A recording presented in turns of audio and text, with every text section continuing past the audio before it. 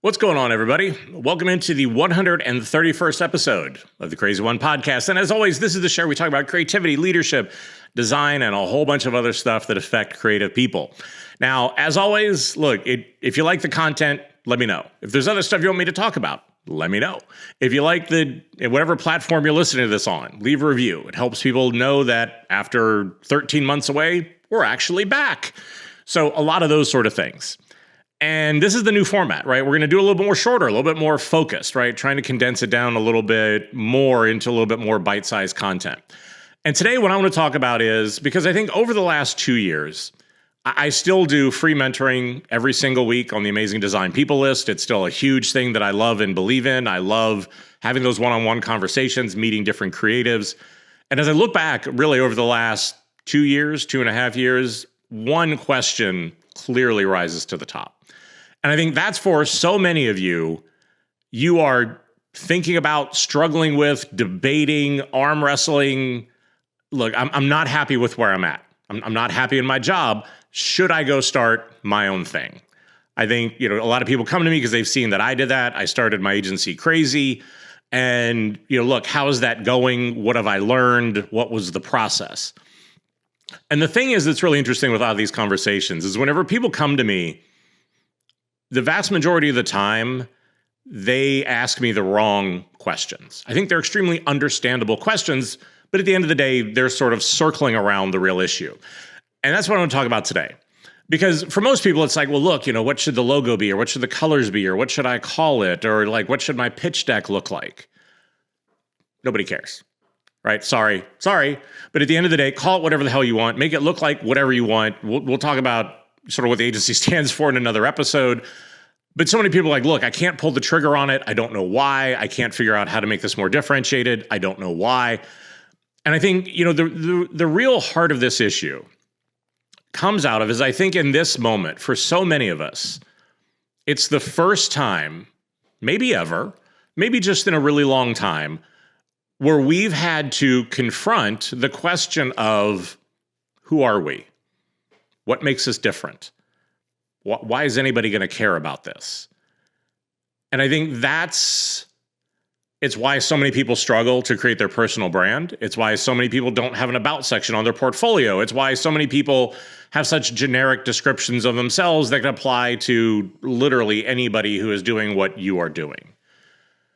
And because, for too many of us, we move through the industry taking what it will give us. The next step in our career is based on what is the next step in the career ladder at our company, or what our boss tells us we should work on, or what are those sort of things. And we've almost lost touch with who we are. What makes us different? What do we want? I mean, God forbid, even just what makes us happy?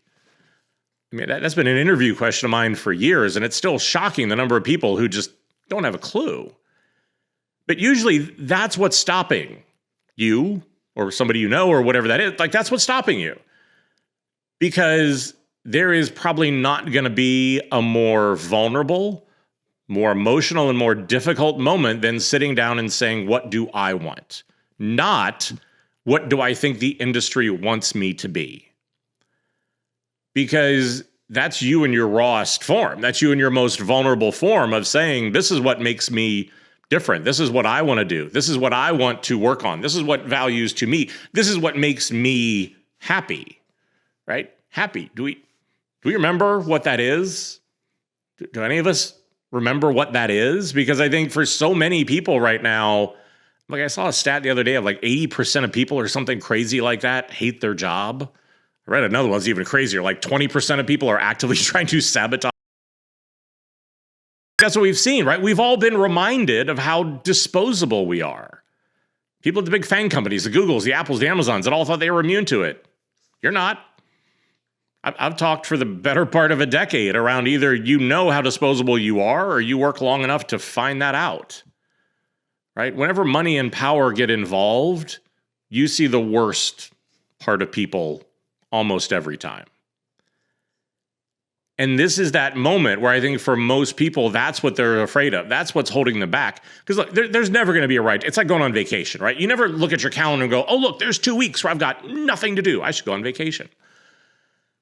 That's what this moment is. There's never going to be a right moment to bet on yourself. And I think that for me was probably the most eye-opening, heart-wrenching, disheartening, empowering moment whenever I thought about the fact that I wanted to leave New York to move to Pittsburgh. And for so many people, whenever you still say Pittsburgh, some people go, oh, that's really cool. I love that town.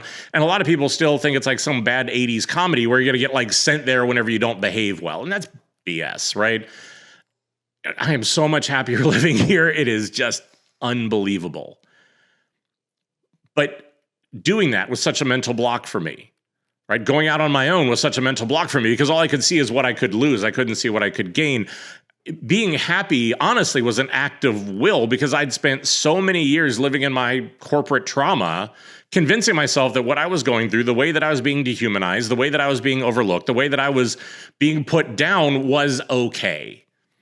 Right? It was okay. The fact that I'm disposable, I understand that, right? And I think even, honestly, this show probably helped me deal with some of that because I felt like I had some part of a voice, even if it wasn't where I worked.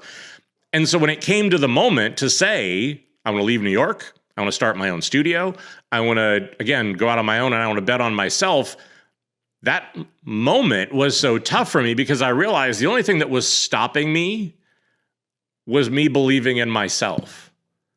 That I could leave New York and it wouldn't end my career, that I could go out on my own and I could still make this work, that I could have more to gain than I would to lose. And it's a tough moment, right? When you have to look in the mirror and just go, what the hell have I turned? Like, when did this happen? How I live in this body every minute of every day that I'm awake, right? Like, how did I get to this point where I lost touch with me and became this derivative version of myself? And I think that's what I hear from so many of you. And I think that's what you're struggling with is a lot of those questions around kind of what does the industry want me to be? Well, I still come back to, right, like history doesn't remember well-behaved people and companies don't want to hire generic talent. And I think it's the realization that the only thing that's holding you back is you, is the willingness to bet on yourself, to bet on your happiness, to say in this moment, look, I'm going to jump.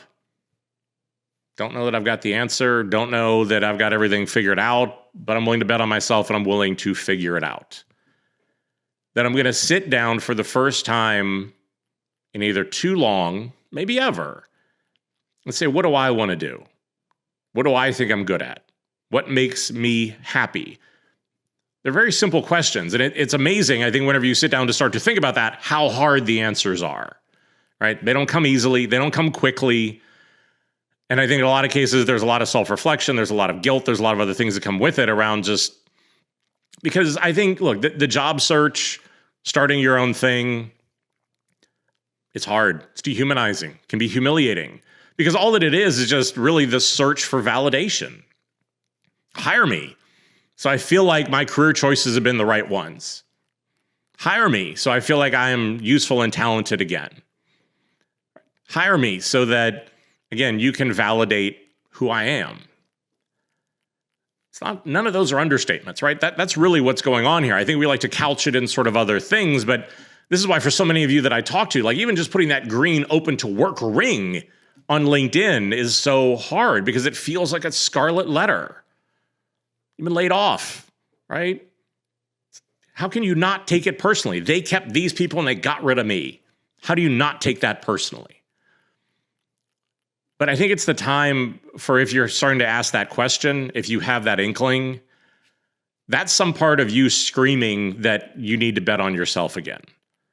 Now, that doesn't mean that you have to go start your own thing, right? I think even if you're going to go back into in-house or back into an agency or back into whatever it is, right? You need to go back into it saying, look, this is what I want, because there is such a profound difference in moving through your career saying this is what I want and this is what I want to be versus your career being taking what the industry will give you. And I think that's been a theme in this show, right? Is that too many of us just take whatever we're given, we become whatever we think, and we rationalize happiness out of it. But coping mechanisms aren't sustainable. And then we get into a problem. But that's, I think, for most people, what that hang up really is. Am I willing to be happy? Am I willing to bet on myself? Am I willing to say, okay, look, I am different, and that's a superpower, not a weakness? Because I think for a lot of people that are having these conversations, you've been told probably a little bit too much that standing out, that doing things differently, that questioning the status quo, right? These are all weaknesses in corporate culture. This is why creativity and corporate culture, just don't really get along, because what we do just inherently tries to do different things. And I also have to be honest here, right? Like, there's not some big origin story here around me starting my own agency. I got dragged into it kicking and screaming. Again, like, I very publicly on LinkedIn and everywhere else said, look, I'm going to go look for this job. I'm going to do this. I talked to 100 companies, did all this sort of stuff, got 2 lowball offers, and that was kind of it. And I've got to be honest, I think that part of that was because I couldn't show work I was proud of. I wasn't proud of myself. I wasn't in a good headspace to go into those interviews. I was damaged from being laid off from the 3rd time. I was damaged from 5 or 6 years of not doing any work that I was proud of.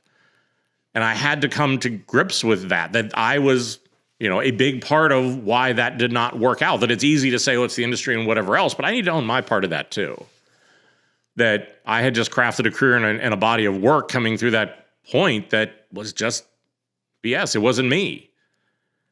And that's, man, you want to talk about atomic imposter syndrome? Do a show for 7 years giving people advice on their careers and then have that realization.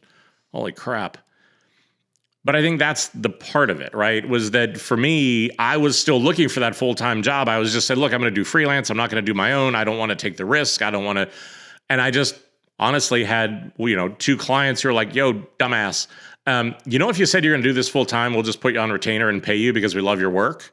And it's kind of like, wait a minute. So this wasn't like this was some part of some great plan, or I'm going to go out on my own. Like, even I had to get dragged into being happy. Right. And that's such a weird thing to say, but I am. Look, it's not that there are struggles. I'm very much reminded of still, again, an agency, how disposable you are. People are assholes and in shocking new ways. But I'm so much happier than ever I was. I'm happy for where I live. I'm happier in my marriage. I'm happier. I have more friends than I've ever had, like so much of it. But all I could see was the negative. All I could see was what I could lose. I had to come to grips and make peace with my journey. And that's the moment, right? I think that's what so many of us are going through, where it's not that you're struggling to what to name your agency or what the brand colors should be, right? That's just busy work where you're distracting yourself from the real question. But I think that's what you need to do. Talk to family, talk to significant others, talk to, coworkers that you trust or ex-coworkers or whatever that is, to say, okay, look, what do you think makes me great? What do you think I'm really good at? What do you think I should be doing? Should I do this? Get an outside perspective. We're all our own biggest blind spots. But I think just having that vulnerability and having that conversation and realize that's what's really at the heart of this. Because I think once you're willing to start asking those questions, once I think you start to look at it through that lens of saying, like, when did I stop believing in myself? When did I give other people this much power? How do I want to change that? You become a healthier version of yourself. You become better no matter what, like I said, no matter where you want to go with your career, you become better for it.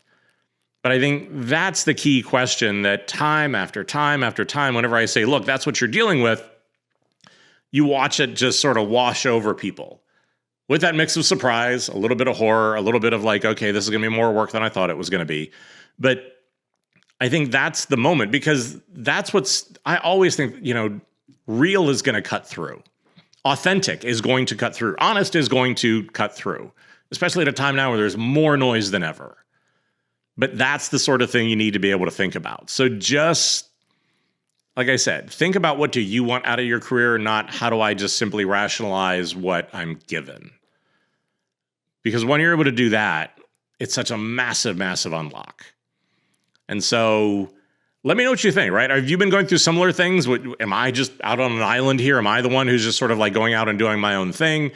Have you been struggling with something similar to a lot of this? But let me know, because I think I'm interested to hear from more of you. I'm interested to hear other stories around what this is. And like I said, I appreciate it. We're starting the show back up from zero. We're going to take it in a little bit more different direction, a little bit shorter, things like that. But let me know. And hey, as always, stay crazy.